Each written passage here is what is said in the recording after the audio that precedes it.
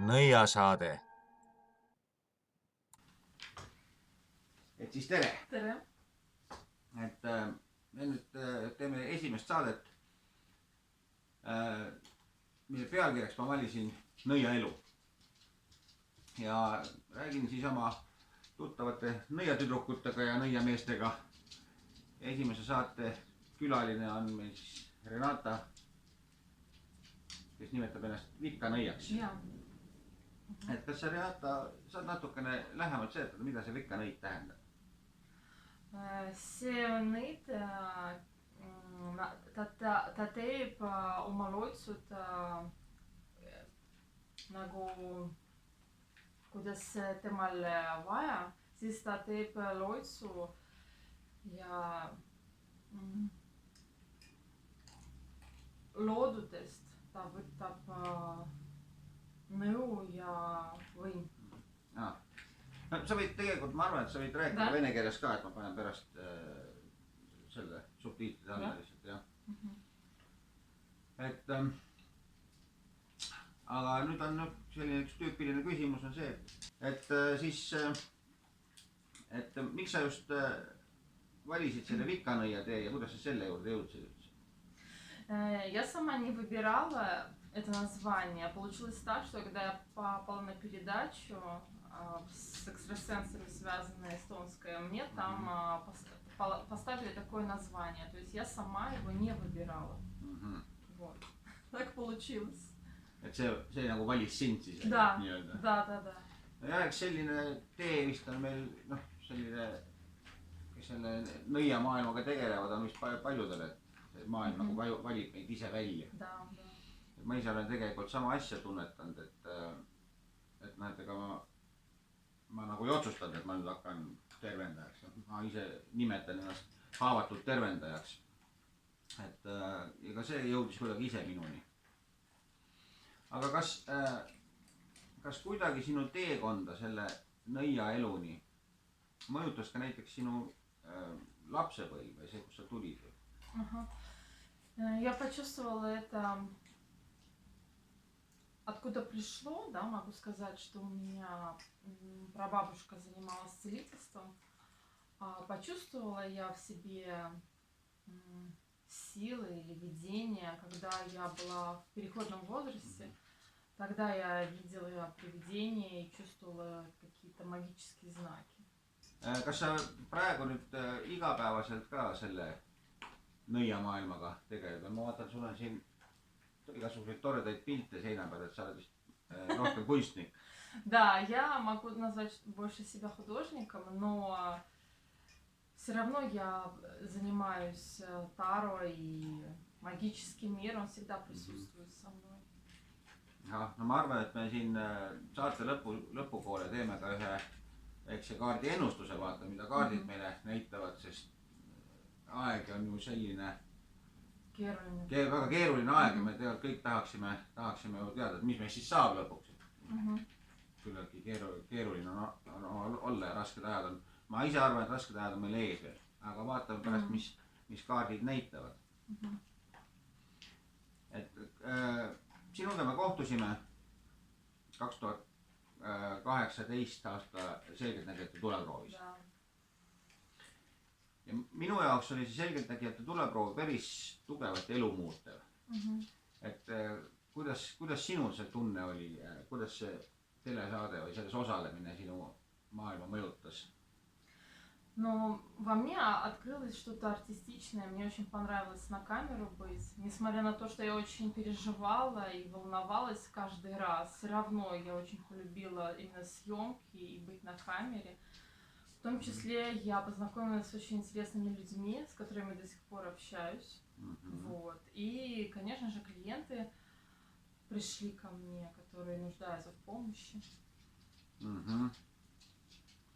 Jah, no see on selge, et inimesed ju leidsid meid siiski üles läbi selle saate ja sellest oli palju kasu.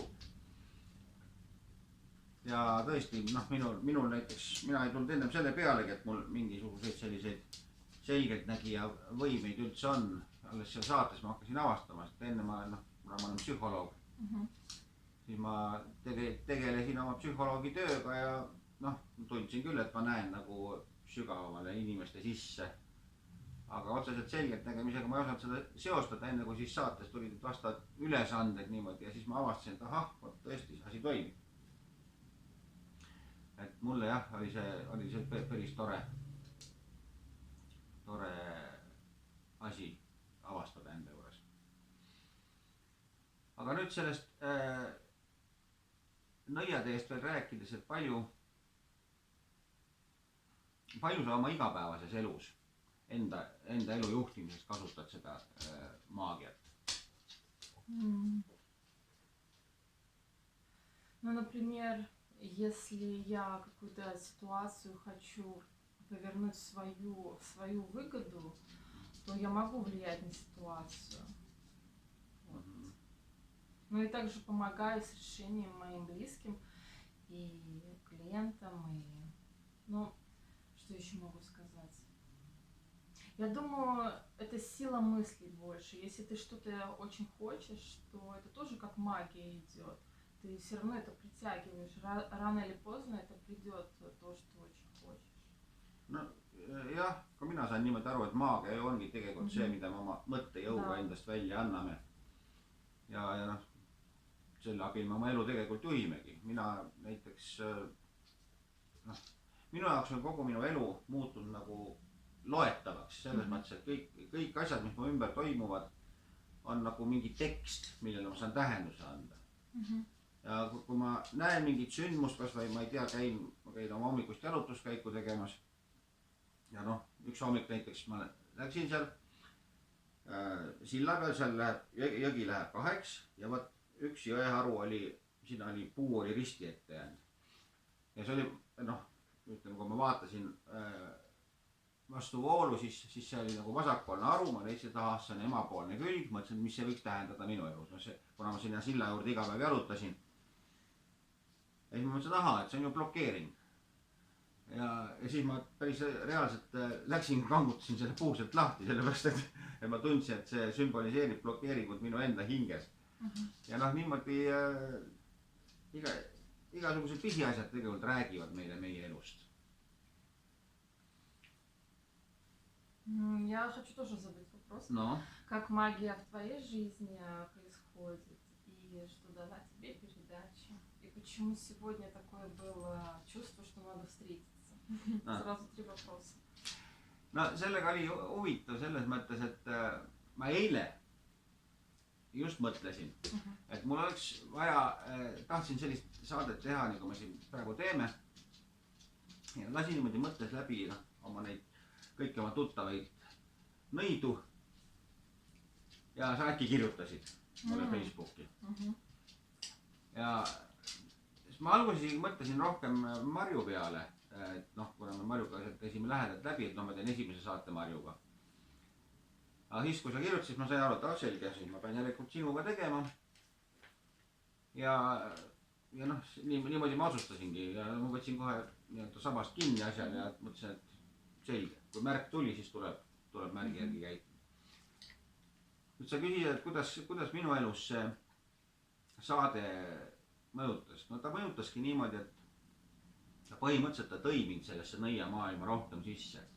Kuigi ma olen vaimsel teel, ma olen käinud juba päris palju, noh, juba mitukümmend aastat oma vaimsel teel liikunud. Aga sellist lausa selgelt nägija või nõiaelu, noh, seda ma ei olnud enne polnud nagu selles suunas mõelnud ja siis saade lihtsalt juhtis mind sellele rajale. Ja nüüd ma olen tõesti igapäevas elus hakanud järjest rohkem neid märke, mis meie ümber toimuvad, ma olen hakanud neid järjest rohkem lugema. Ja ma siin viimasel ajal ma suhtlen päris palju Hiina muutuste oraabliga, see on see Hiina muutuste raamat. Ja teen sellega ennutusi, mul on videod ka üleval, noh, me oleme iga nädal teinud abikaasaga koos selle ennustuse. Nii et noh, ütleme niimoodi, et sellest maagiast on üsna tugev osa minu elust saanud. Nii et jah, aga mis sa, kuidas sa praeguse olukorraga toimud, mida sa tunnetad, et see praegune koroonaviirus ja see, mis meie ümber on, et kuidas see areneb ja mis ta teeb meie elus. Mida see tähendab, et miks see niimoodi on üldse. Мне кажется, что этот вирус, несмотря на свои негативные какие-то вещи, все равно он дал нам задуматься, посидеть и задуматься, что мы вообще хотим дальше делать, чем заниматься. Я думаю, так повлиял. No sellega ma olen hästi nõus, sellepärast, et minu jaoks on see olnud ka väga suur selline eneseavastamise aeg. Mul hakkas tegelikult see, kaose aeg hakkas mul juba pihta möödunud aasta lõpus seal, mis pani mind nii-öelda oma suuremate hirmudega kokku puutuma. Meil oli seal abikaasa sõitis purjus peaga meie täitsa uue 2 kuud vana auto prügimäele. ja see nagu ehmatas algust päris ära, võttis nii-öelda jalust nõrgaks, sellepärast, et seal avarii kogu kahju oli koos teiste autodega oli 40 000 eurot. Ja kuna lõhnad olid juures, siis kindlustus loomulikult ei maksnud seda. Aga see hirm, millega ma siis kokku sain, see nagu õpetas mind või ma tundsin ära oma lapsepõlve hirmud, mis mu sees olid, mille mõju all ma tegelikult olen väga pikalt elanud. Ja esimese hooga, kui ma kukkusin, ma ehmatasin hirmsasti ära, nii et ma 3 päeva olin teki all pikali, ma ei julgenud väljagi tulla. Tundsin lausa, et mul on nabanöör on küljes, et ma olen emakas tagasi.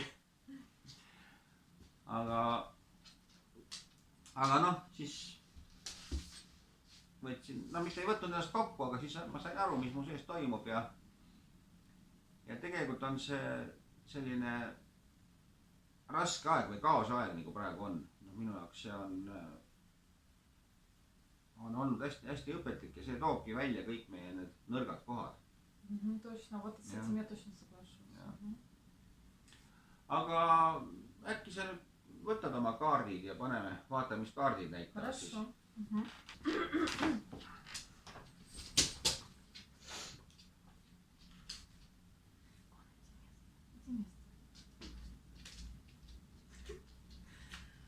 Так, какой вопрос будет? Küsimus on ikkagi praeguse aja kohta, et kuhu see koroonakriis meil edasi areneb, kui hulluks see majanduskriis läheb. Mida ta näitab selle kohta, et millised jõud meid juhivad kõige rohkem. Скажем, спрошу такой вопрос, куда этот кризис нас приведет, да? Jah, Так можно. Можно так сказать. Сначала полное разрушение всего идет, много потери финансовой.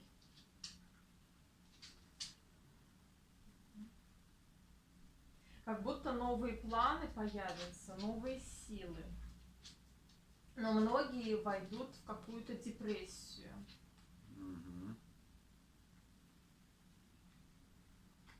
Нужно будет очень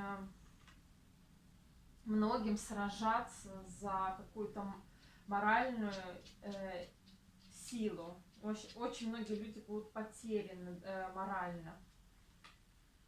И неизвестность, но в то же время будет и хорошие вещи происходить. Не только плохое. Вот. Ну, в общем, будет нестабильное время. Будет и плохое, и хорошее. Но в итоге все все-таки придет к гармонии. Надо просто время на это. No see läks väga palju kokku sellega, mida mina tunnen. Et me oleme tohutus kaoses, me oleme läbimas praegu ühte kaose perioodi. Ja see on nagu uuesti sünd. See puhastab meid ära ja siis, kui me siit tõuseme, siis me tõuseme paremate inimestena. Aga loomulikult siin kõva majanduslikku hävingut ja kõike meil tuleb ja see tuleb üle elada. Et eks ta väikest viisi sõda on praegu. Ja. Aga siis ma arvan, et võib vist isegi praegu otsa kokku tõmmata. Ja kes meid siin videos vaatavad, vajutage subscribe'i nuppu kindlasti. Et aitate meil kanalil elus püsida. Ja praegu siis kõigile lihtsalt tšau-tšau ja kohtume järgmistes saadetes. Kohtumisi. Да, до свидания.